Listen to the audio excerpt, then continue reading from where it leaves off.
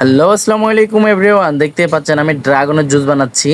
তো আমি এখানে 10 পিস ড্রাগন নিয়ে নিয়েছি ছোট ছোট। এগুলো দেশি ড্রাগন, তো এই জন্য ছোট ছোট।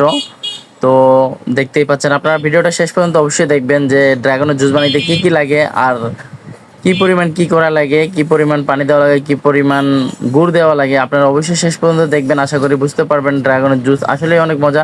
ড্রাগন এমনিতে খাইতে অনেক মজা, আর জুস বানিয়ে খাইলে তো অসাধারণ অসাধারণ লাগে। তো আপনাদেরকে বলে কি বোঝাবো আমি বুঝতেছি না। আপনারা একদিন যারা যারা খাইছেন তারা তো খাইছেন, আর যারা খান নাই কখনো তারা অবশ্যই ট্রাই করে দেখবেন।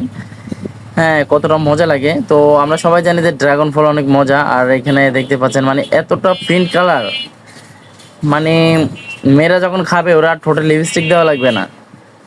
মানে এটা সব পুরাটাই প্রিন্ট কালার। তো ওদের ঠোঁট প্রিন্ট কালার হয়ে যাবে, মেয়েদের লিপস্টিক দেওয়ার আর কোনো প্রয়োজন মনে করি না। তো দেখতে পাচ্ছেন গাইস, এই যে আমার ড্রাগনগুলো চিলা শেষ হয়ে গেছে। আমি এখন ব্লেন্ডারিং করব। আমি ব্লেন্ডারের ভিতরে এই যে গুড় দিচ্ছি।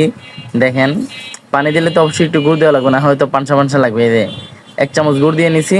চাইলে আপনারা গুড় বা চিনিও দিয়ে নিতে পারেন, অথবা না চাইলে নাও দিতে পারেন, কোনো সমস্যা নাই।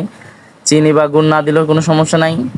আপনারা যে যে পরিমাণ খান ওইভাবেই। দেখেন আমি চাকু দিয়ে একটু কুচি কুচি করে নিয়েছি, যেন ব্লেন্ডারে খুব তাড়াতাড়ি ফিনিশিং করতে পারে।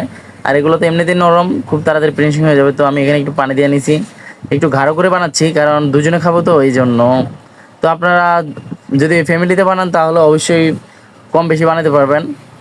চাইলে আরও পানি বাড়িয়ে দিয়ে আরও বাড়াতে পারেন, চাইলে পানি কমে দিয়ে কমে বানাতে পারেন। তো যাই হোক, দেখতে পাচ্ছেন গাইস, এখন খাবো আমি। অসাধারণ কালার, অসাধারণ কালার। যারা ভিডিওটা শেষ পর্যন্ত দেখছেন তাদেরকে অসংখ্য অসংখ্য ধন্যবাদ। দেখতে পাচ্ছেন গাইস, ওয়াও, কালারটা কিন্তু জোস, সেই লেভেলের।